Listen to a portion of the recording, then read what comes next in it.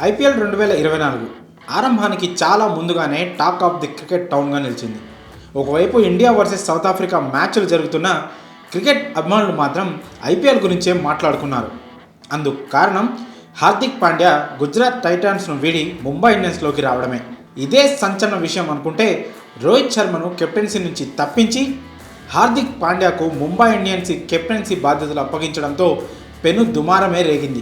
దీంతో ఒక్కసారిగా పాండ్యా, రోహిత్, ముంబై ఇండియన్స్ పేర్లు మారుమోగిపోయాయి. వన్డే వరల్డ్ కప్ ఓటమిని మర్చిపోయి క్రికెట్ అభిమానులను మరో టాపిక్ గురించి మాట్లాడుకునేలా చేసింది ఈ అంశమే. ఐపీఎల్ 2022 కంటే ముందు హార్దిక్ పాండ్యా ముంబై ఇండియన్స్కి ఆడిన విషయం తెలిసిందే.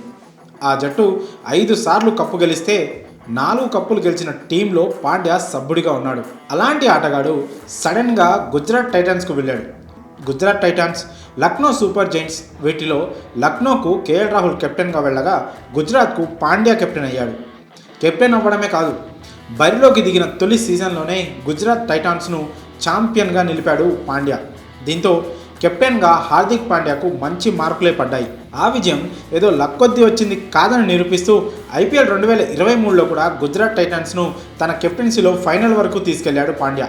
దీంతో గుజరాత్ టైటాన్స్కు పాండ్యా సక్సెస్ఫుల్ కెప్టెన్గానే ఉన్నాడు.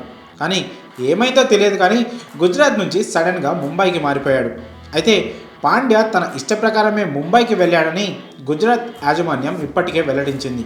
అయితే పాండ్యాను తమ టీంలోకి తీసుకొచ్చేందుకు ముంబై ఇండియన్స్ ఏకంగా 100 కోట్ల రూపాయలను ట్రాన్స్ఫర్ ఫీ కింద గుజరాత్ టైటాన్స్కు చెల్లించినట్లు నేషనల్ మీడియాతో పాటు పలు రిపోర్ట్స్ పేర్కొంటున్నాయి.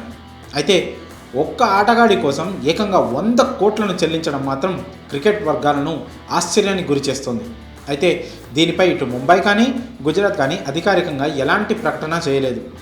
ఐపీఎల్ రూల్స్ ప్రకారం ట్రేడింగ్ అమౌంట్ను గోప్యంగా ఉంచుకోవచ్చు. మరి పాండ్యా కోసం ముంబై ఇండియన్స్ 100 కోట్లు చెల్లించడంపై మీ అభిప్రాయాలను కామెంట్స్ రూపంలో తెలియజేయండి.